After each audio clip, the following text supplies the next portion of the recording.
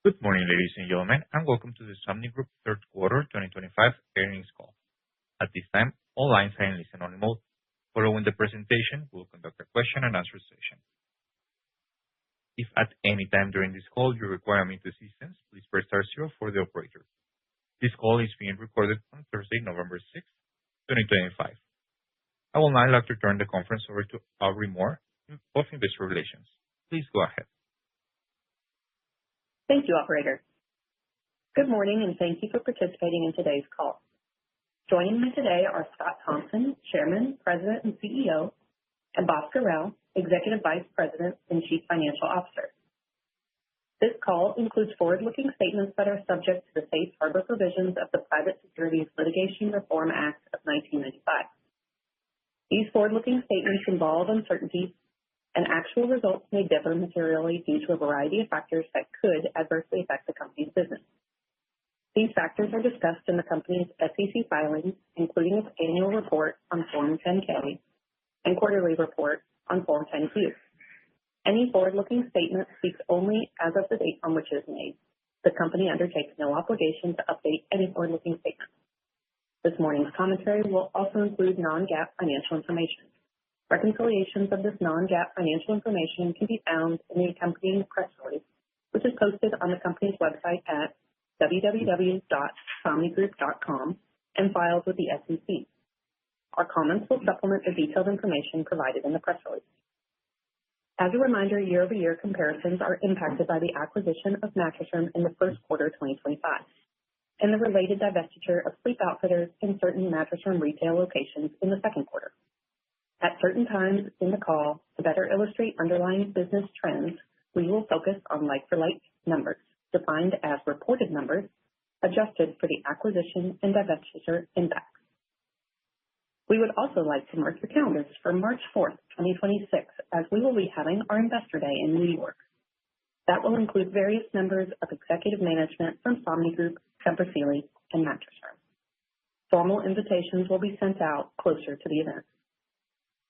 And now, with that introduction, it's my pleasure to turn the call over to Scott. Good morning, and thank you for joining us on our third quarter 2025 earnings call. I'm pleased to share with you that Somnigroup International delivered a record quarter across nearly all key operating metrics. These results were driven by the early benefits from the Mattress Firm combination and successful execution of our key operating initiatives. Importantly, we achieved this strong financial performance while the U.S. bedding market remains basically flat from a sales perspective, and it is still at trough levels, while the U.S. housing market has yet to recover and international markets continue to face numerous challenges. Additionally, we have not fully realized all of the benefits from the Mattress Firm combination.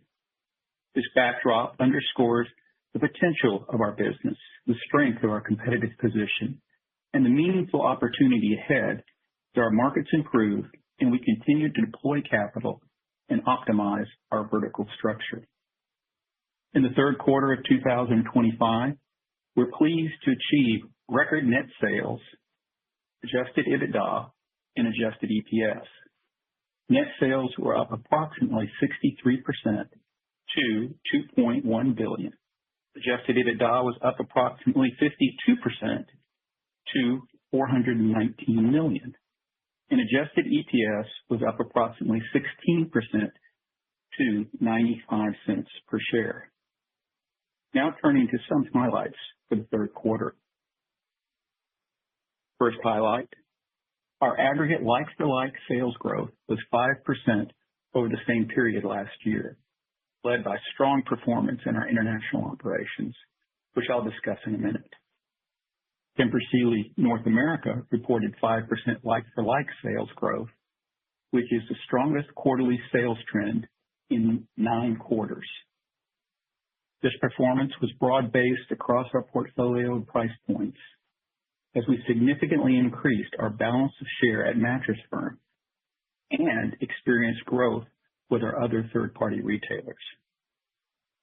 Both Tempur-Pedic and Sealy brands reported solid growth in the quarter, driven by our new Sealy Posturepedic products and our strong commitment to advertising, including over $110 million invested in the third quarter to keep our brands top of mind and drive valuable customer traffic to all retailers.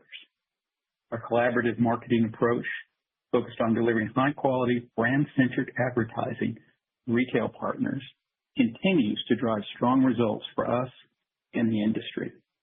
Retailers who have actively participated in our brand activation program have seen a significant boost in sales of Tempur-Pedic and Sealy products. In short, we continue to win in the market with great product, robust advertising, and a dedicated sales force to help our customers improve their business.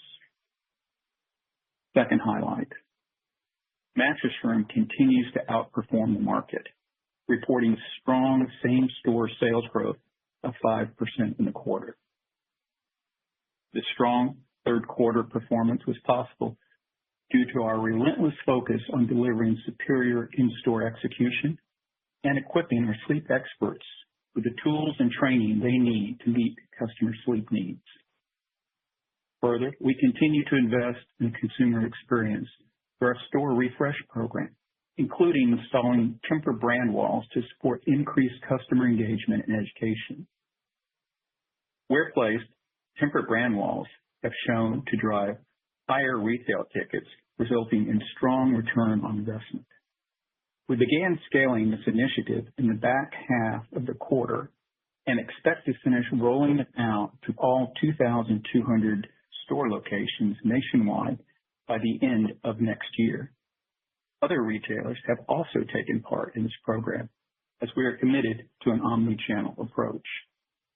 Additionally, we are ramping up our previously disclosed 3-year program to invest a total of $150 million between 2025 and 2027 to refresh certain Mattress Firm stores, ensuring all locations meet our brand standards. Third highlight, our international business continues to deliver impressive sales growth despite a challenging operating environment. Our Tempur International sales grew 11% in the quarter and continue to outperform the market by a solid clip, driven by the refreshed Tempur product lineup and expanded distribution. Strong local execution combined with meaningful investments in advertising that significantly boost brand visibility, consumer engagement, resulted in this double-digit performance. We continue to refine our late-stage customization manufacturing process to support this momentum.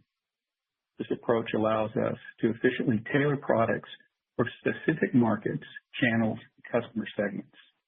With a solid foundation and significant long-term potential, we're confident in the growth trajectory of our Tempur International operations. Dreams, our UK-based bedding retailer, also delivered strong quarterly market outperformance, driven by same-store sales growth and new store openings. Dreams continues to drive cost efficiencies, advance strategic growth initiatives, and deliver exceptional product quality and industry-leading customer satisfaction. Our final highlight is related to the progress on our sales and cost synergy initiatives following the combination of Mattress Firm. Mattress Firm is focused on retailing high-quality products with differentiated innovation at all price points, while driving industry demand with market-leading advertising investments. On synergies, we are ahead of our expectations in achieving a more market-driven distribution of Tempur Sealy brands and private label products at Mattress Firm. We now expect Tempur Sealy to represent a mid-50% of Mattress Firm's total sales in 2025, up from our previous estimate of low 50%. In total, we now expect sales synergies to result in $60 million of benefit to adjusted EBITDA this year. Looking to 2026, we expect an incremental $40 million of EBITDA benefit from the wraparound impact of these share gains, putting us on track to comfortably achieve our targeted $100 million of run rate sales synergies. As a reminder, we held Mattress Firm sales flat in estimating the balance of share opportunity. As the U.S. bedding industry recovers and Mattress Firm sales increase, we expect the dollar synergies to grow. Our increased scale and vertical integrated operations are unlocking efficiencies throughout manufacturing, logistics, and sourcing. Additionally, improved insights into end consumer demand patterns is enabling us to optimize production, upcoming product introductions, and product end-of-life strategies. We remain on pace to achieve a minimum of $100 million in annual run rate net cost synergies, beginning with $15 million projected for 2025, an incremental $50 million in 2026, and a further $35 million in 2027. Long term, we're excited about the potential to align Tempur Sealy and Mattress Firm's messaging to increase our advertising efficiency, an opportunity which is not yet quantified in our cost synergy targets. Today, as a unified Somnigroup entity, we are positioned to deliver more cohesive, high-impact advertising to support both our brands and the broader U.S. bedding market. Our new Mattress Firm advertising campaign, Sleep Easy, launched mid-third quarter, aligns our messaging with a cohesive voice. The campaign educates consumers on the importance of a well-suited mattress for restorative sleep and activates them to take the next step in their purchase journey. It highlights some of the most common impacted sleep disruptors and shows how certain products and Mattress Firm's sleep experts can effectively address these important sleep issues.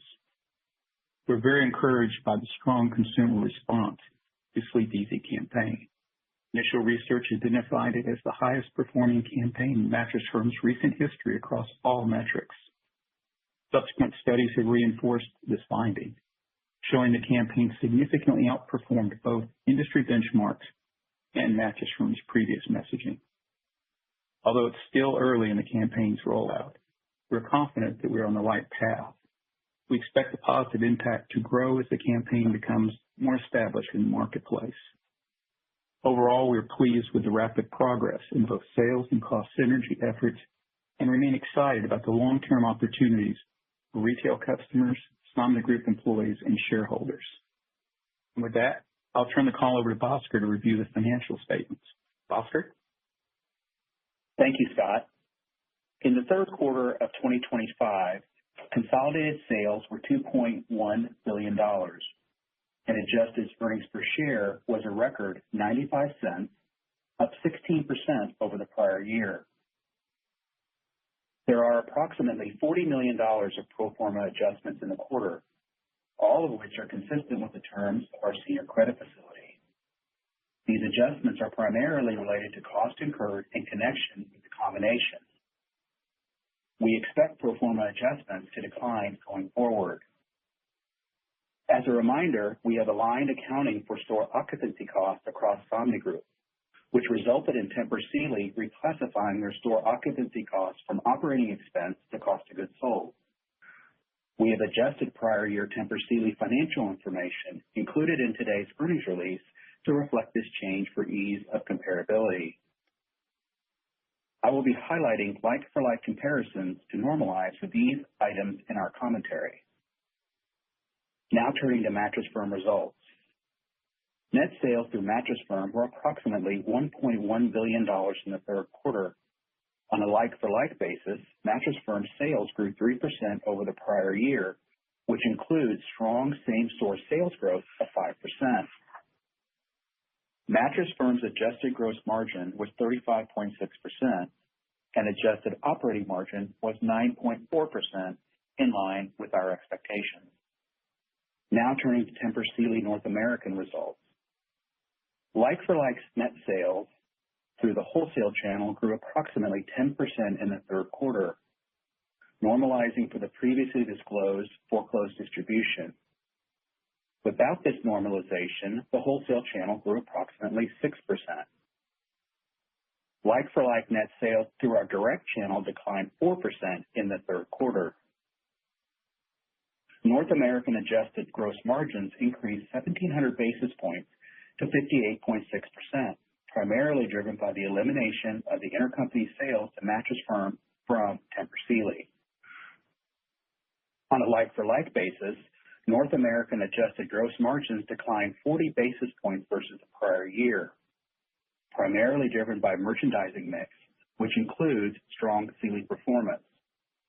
This was partially offset by operational efficiencies and fixed cost absorption.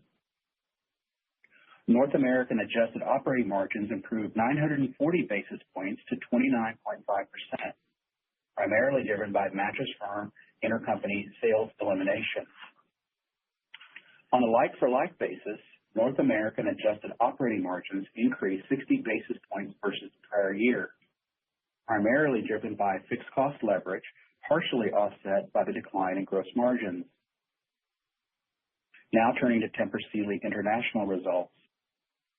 International net sales grew a robust 11% on a reported basis and 7% on a constant currency basis.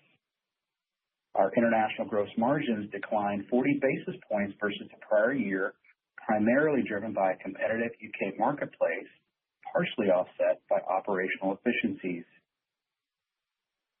Our international operating margin was consistent with the prior year at 18.1%, with fixed cost leverage offsetting the decline in gross margins.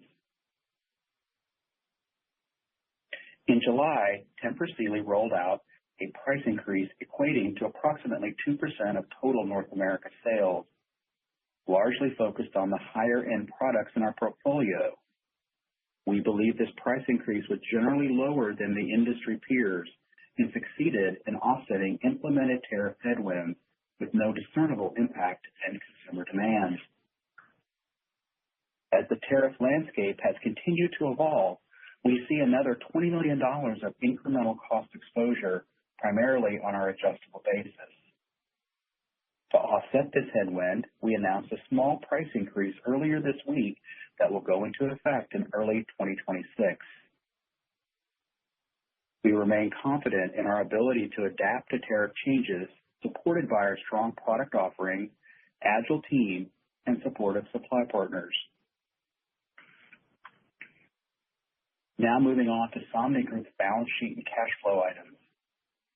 At the end of the third quarter, consolidated debt less cash was $4.6 billion, down $300 million versus the second quarter, and our leverage ratio under our credit facility was 3.3 times, down 30 basis points or 8% versus the second quarter.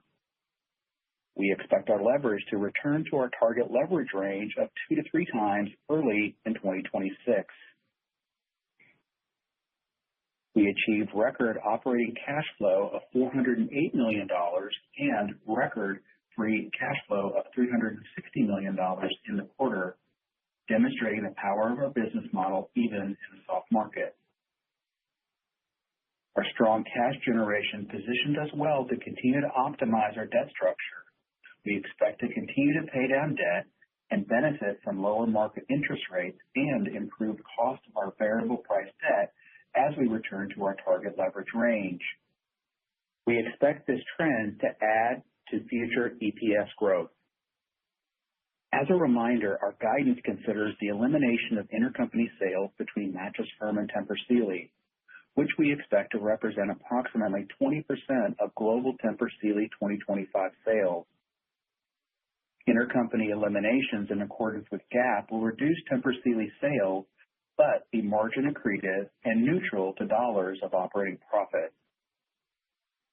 Consistent with prior quarter, our guidance also reflects the divestiture of Tempur Sealy's Sleep Outfitters retail business, as well as 73 Mattress Firm stores in May of 2025. Before turning to our annual guidance, let me also share our perspective on the fourth quarter. We expect continued like-for-like sales growth across all of our business units, with an underlying assumption that the demand environment will be stable. Now to our revised 2025 guidance. We have raised our adjusted earnings per share guidance to be between $2.60 and $2.75. This guidance range contemplates a sales midpoint of approximately $7.5 billion after intercompany eliminations. This revision includes our expectation for the bedding industry to be down low to mid-single digits versus prior year, a slight improvement from our prior outlook. Our annual guidance also reflects like-for-like Tempur Sealy sales to be flattish and reported sales to be impacted by the intercompany elimination I referenced a moment ago.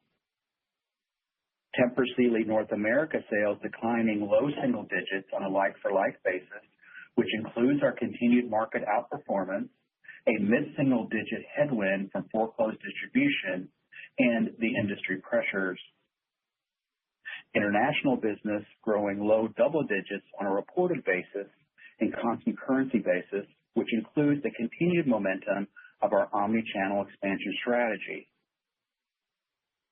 And our like-for-like Mattress Firm sales to be flattish, supported by in-store initiatives to grow AOV and conversion and reflecting the industry pressures. We also expect gross margins to be slightly above 44%. Our outlook also contemplates our updated assumption for Tempur Sealy to be in the mid-50s% of Mattress Firm's total sales. This represents about a $60 million EBITDA benefit for 2025 compared to 2024, and $700 million of advertising investments, all of which we expect to result in adjusted EBITDA of approximately $1.3 billion at the midpoint.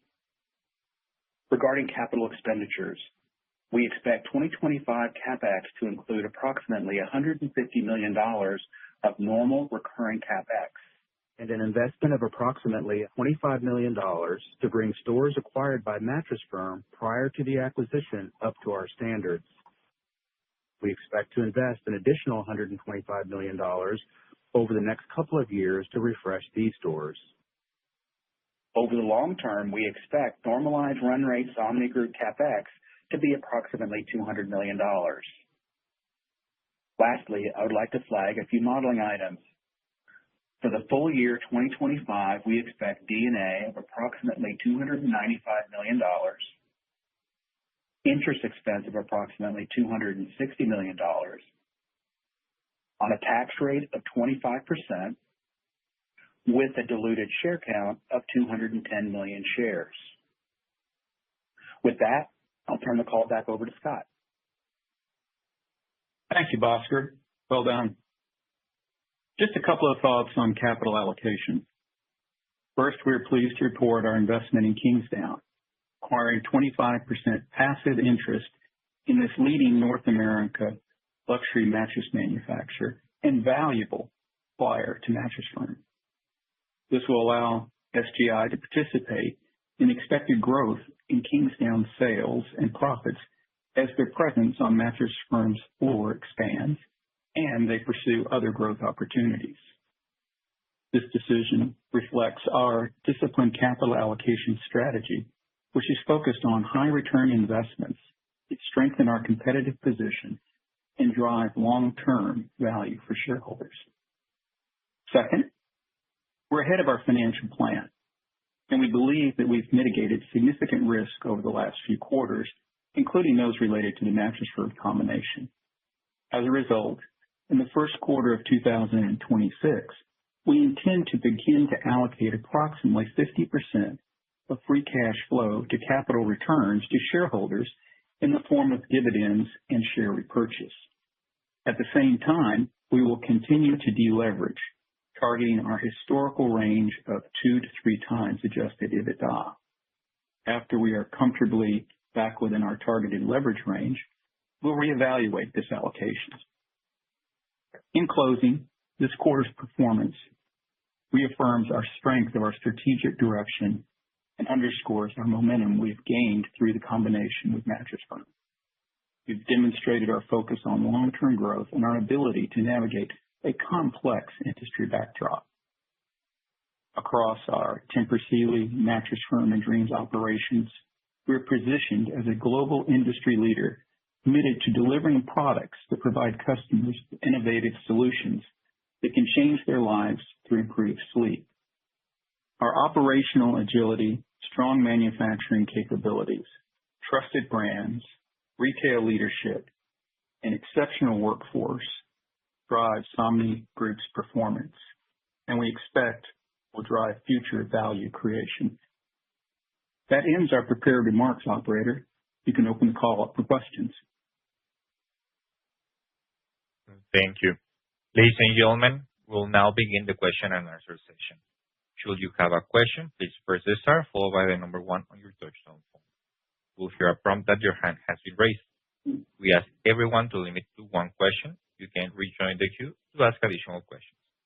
Should you wish to decline from the polling process, please press the star followed by the number 2. If you are using a speakerphone, please lift the handset before pressing any key. 1 moment, please, for your first question. Your first question comes from Susan Maklari from Goldman Sachs. Please go ahead. Thank you. Good morning, everyone. Good morning, Susan.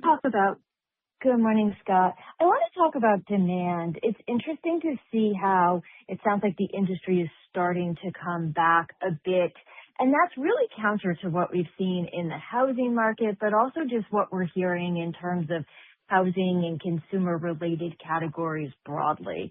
Can you talk about what is driving the relative divergence that we're seeing in bedding, and how much of it do you think is attributable to the efforts that you've put in over the last several months and years around new products, more recently some of the ad spend and the initiatives there, and how we should think about the sustainability of it, just given the macro and the environment that we're in?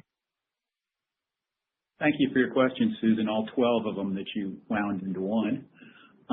First of all, I think, we've talked about this before. Look, the housing market can be a headwind or a tailwind for the bedding industry. But we've always thought of it as, it's in the top 5 items that we think about, but it's certainly not the first or second. And I think the point you make in your question is exactly right. The bedding industry can be successful without the housing market necessarily be turning around. And what we've always thought about in the bedding industry, what drives the bedding industry, of course, is innovation. And clearly the new Sealy Posturepedic product that came out this summer is helping us, Mattress Firm, and the industry. It's also the other thing we think that drives the industry is advertising. And that we've completely retooled, we'll call it, the advertising at Mattress Firm. And Mattress Firm is the leading advertiser in the U.S. by a factor of 2. And we've changed their creative, and we've changed the placement and some of the strategies there. And we're seeing benefits, again, for us and for the industry. For the first time in, I think, probably 15 or 20 years, we had direct advertising coming out of Tempur Sealy on the Sealy brand in support of the new Sealy product. That certainly has been incremental. And then the other things we watch are obviously consumer confidence. And it hasn't been robust, but at least it hasn't been negative. So, when we look forward, certainly we're hoping for lower interest rates. And I think if you put a 5 handle on the 30-year, you might get quite a bit of activity in housing and probably furniture and bedding. We're getting close, we're low 6. But we can be successful without the housing market turning around.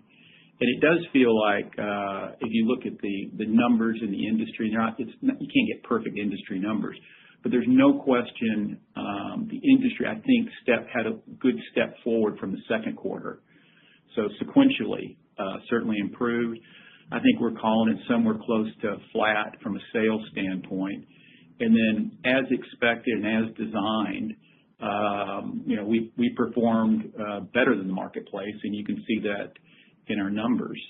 I think one of the things that I really focused on this quarter was when I take a look back. In the first quarter, we delivered basically flat EPS, adjusted EPS. In the second quarter, we were down 16%, had some launch cost in there. And then we delivered, quarter to day at plus 16. And obviously people can squeeze out what the implied fourth quarter is. and we'll call that 15 to 20%. So you can see the momentum as the industry has gotten slightly better.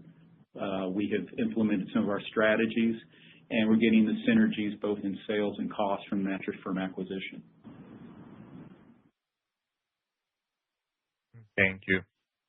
Your next question comes from Bobby Griffin from Raymond James. Please go ahead. Good morning, buddy. Thanks for taking my question, and congrats on the momentum here in the quarter.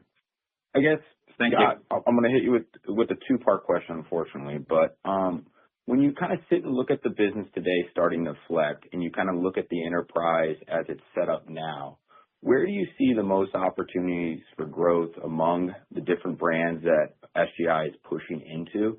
And on the optimization of the enterprise, is there a big unlock to come, or is it more little parts that get more optimized over the next kind of 3 to 5 years during the recovery? Okay, I think I got your question, and Bhaskar helped me out. So when you look at it by brand, okay, obviously I think a Sealy Posturepedic brand probably has the greatest growth potential in the short term, next few quarters. Some of that is new technology, some of that's new advertising, and quite frankly, it's got an easier compare in that the product we're replacing had a little bit of age on it. Then you have Stearns coming out, and we've cannibalized a little bit of Stearns with the new Posturepedic product as we moved it upstream from a pricing standpoint. And we'll have new Stearns out, call it late 2026 with some interesting technology. And that's certainly an opportunity there. And then, as you know, I mean, Tempur's just magical, and it continues to take share every quarter a little bit, and I would expect it to continue. But I think also when you look at opportunities, now as you look at the whole enterprise, you'd have to say all the changes we've made in Mattress Firm are really just getting started. I mean, we've changed the advertising program. There's certainly a more sophisticated and broad-based looking at the merchandising strategy to really understand what products on the floor are good for customers first and are good for Mattress Firm. And I think that's going to continue to pay benefits. And then you've got the whole bucket of cost synergies, which, as we've talked about, are going to take. It's a multi-year project as you work through logistics, warehousing, delivery, lots of stuff. But there's a good trail there that's going to be a gift that keeps on giving for a number of years. And I would be remiss if I didn't mention the international operations, which is, I don't know, how many quarters is this? Double digits, Bhaskar? 10 quarters of double-digit growth in an international market that is not robust. I mean, it's challenging. And we sometimes underestimate how difficult that's been. But both the Dreams operation, which has been fighting a UK economy, which has not been pleasant, or has been grumpy, as they like to say, has done very well over there. And the Tempur International, or what we call the legacy Tempur Sealy operation, has done a great job opening up new customers and taking share. So, I mean, those are all kind of, we'll call it company-specific opportunities and robust. But the other thing you just can't miss is if you look at the bedding industry in the U.S., and I'm going to use round numbers and say that it's down 30%. And it has been down 30% for multiple years, okay? And if you just, whether it's pent-up demand or just going back to trend line, if you layer in going back to trend line, okay, just give me back the 30% that fell, the flow-through on that is very robust as we've positioned the company during this downturn. Thank you. Your next question comes from Rafe Jadrosich from Bank of America. Please go ahead. Hi, good morning. Thanks for taking my question. There are a lot of moving pieces here just on the guidance. In terms of the kind of guide-to-guide changes, can you just walk us through what assumptions have changed from the prior guidance? It sounds like a lot of that is just better synergies on the revenue side. And then what's embedded in terms of like for like and underlying industry growth in the fourth quarter? Thank you. Absolutely. Absolutely. And if I were to just think about it high level, there's only been a couple of items that we've refreshed on as it relates to our expectations. The first one is around the industry. We expected the industry to be, let's call it down mid-single digits. That's for the full year. Sitting here today, our expectation is that it's going to be down low to mid-single digits, so an improvement from an industry environment standpoint. Then what I would go to is the balance of share. Previously, where we were at is thinking about it as low 50% from a balance of share of the family brands into Mattress Firm. Now we're at the mid-50s. So as it relates to a high level, those are the two moving pieces that impacted how we performed in the third quarter and then our expectations for the full year. As it relates to the fourth quarter specifically, let me disaggregate that a bit. So given our sales guide of in and around $7.5 billion for the full year, think about the fourth quarter as somewhere a little north of $1.9 billion. If you ratchet that down, what that would get you is from a Tempur Sealy, let's call it like for like legacy standpoint, that would put the growth rate in Tempur Sealy somewhere between mid to high single digits.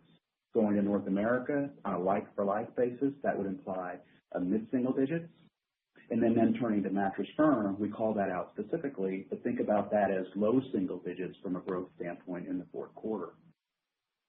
Now, as you go below the line, just call out for gross profit. Naturally, what happens is that you get the seasonality of the business, the third quarter being the highest on a consolidated and on a business unit perspective, and the natural step down that you'd expect going from the third into the fourth.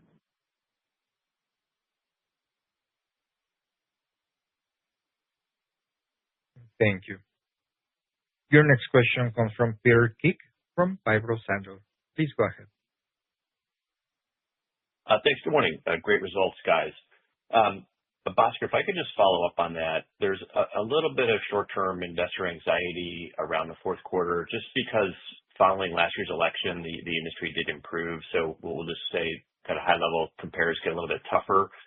It seems like the outlook you just gave on the like-for-like is basically a continuation from Q3 against slightly tougher compares. So if you break out your crystal ball, I guess, how do you think about the fourth quarter as this, I don't know, coming off the bottom, it's still a little bit more challenged compares year on year? Great question. I'm going to jump in and let Bhaskar clean me up because I also thought that there was, I'm going to call it a pretty good sized bump in the fourth quarter last year when we had peaceful transition of government, is what we call it.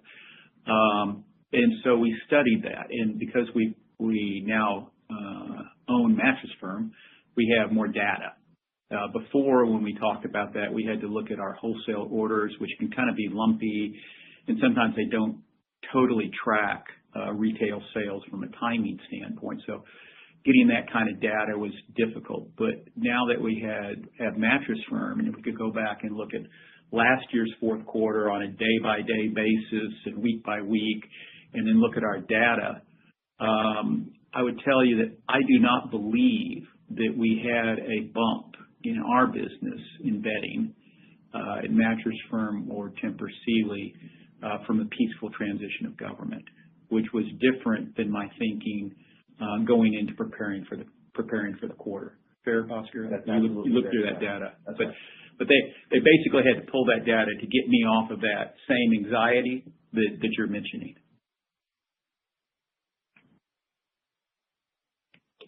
Thank you. Your next question comes from Daniel Silverstein from UBS. Please go ahead. Good morning, and thanks for taking our question. Given the strong progress you're making in gaining the balance of share at Mattress Firm, what penetration level is reasonable at this point in 2026 or 2027? What's the upper bound we should think about from that standpoint? And then maybe just one quick follow-up. Where will Kingsdown fit in the assortment at Mattress Firm? Thank you. Sure. Let me answer it this way. The way we think about Mattress Firm is that a reasonable balance of share for the strength of our brands, and they're running a multi-branded retailer, when we look across all of our customers and everything, is to think about it in the low 60s, 62% of the business would probably land in the family brands. Okay. And I think we'll be there. There's still some merchandising changes that will go on in the fourth quarter.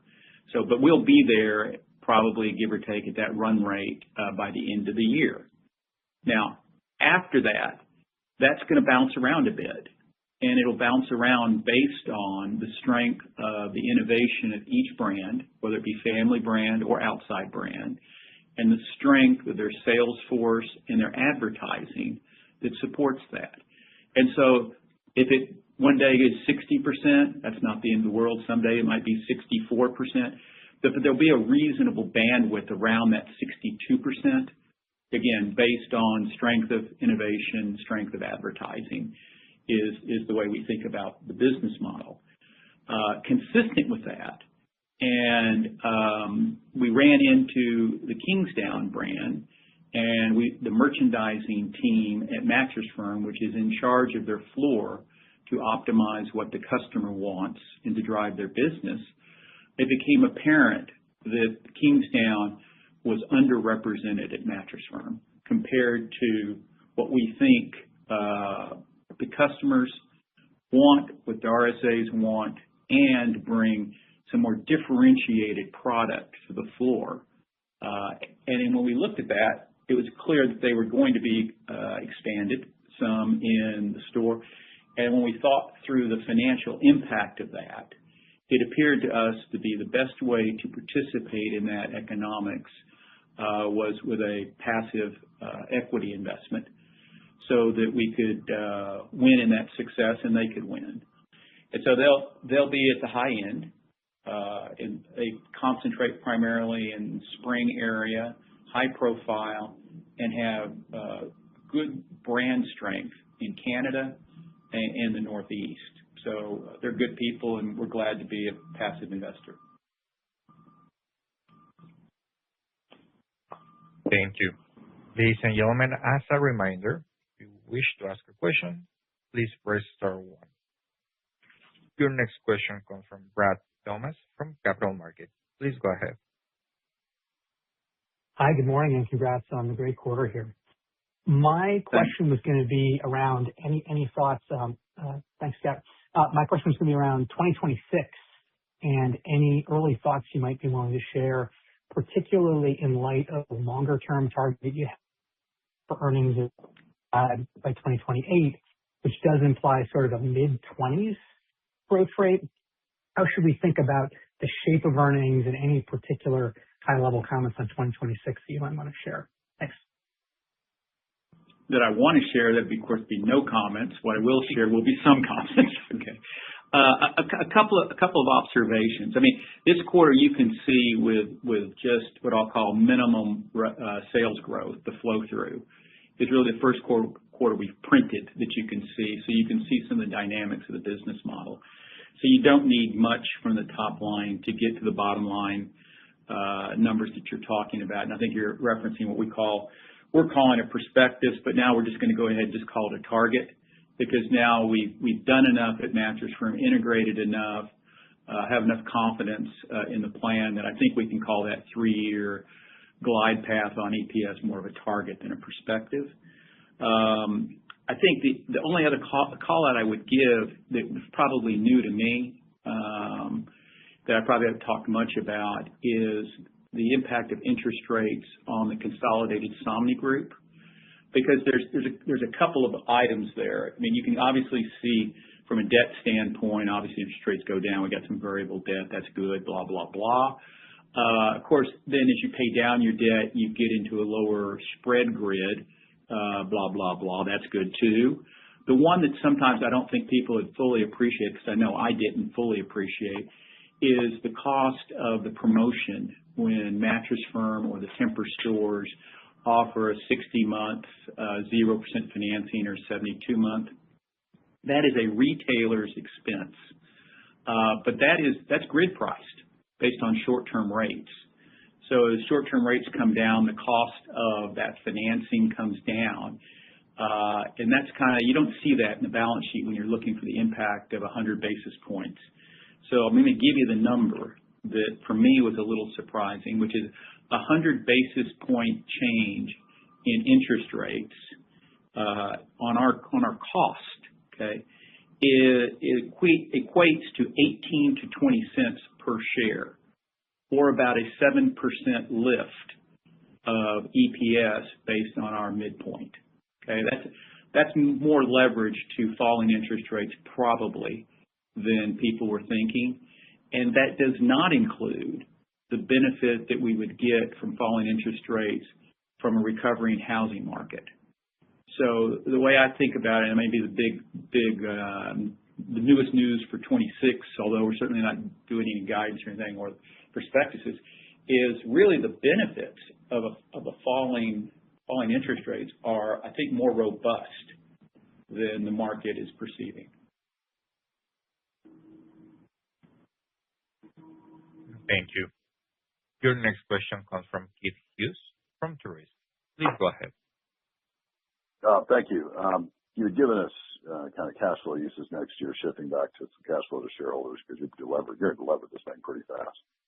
I guess at what point would you consider, instead of doing these passive investment in brands, would you consider a purchase of another retailer or another manufacturing brand? Is that something on the horizon? Yeah, the way we think about utilization of capital is it really hasn't changed. I mean, obviously we've got to be disciplined and keep our balance sheet properly leveraged, not over leveraged. Okay, and then we are constantly looking at opportunities to do exactly what you just said. Other manufacturers, other adjacents, other retailers, and we are constantly in discussions around the world and have been for years. That nothing changes with, and we're constantly considering it. And we basically look at that and said, we'd rather do that or buy stock back. So I do think that it's likely that we will do some more acquisitions, over the next few years. But that will be dependent on finding the right acquisition at the right price. If we don't do another acquisition, that would be fine with me. We never do one. We don't budget them. We don't target them. But I think the nature of the market, the competitive advantages we bring to a company when they join us are such that it's probably likely that we will do something in the future. And that may slow down a little bit on the glide path on deleveraging, or it might slow down the actual ending ratio. But we continue to be active in looking at various companies.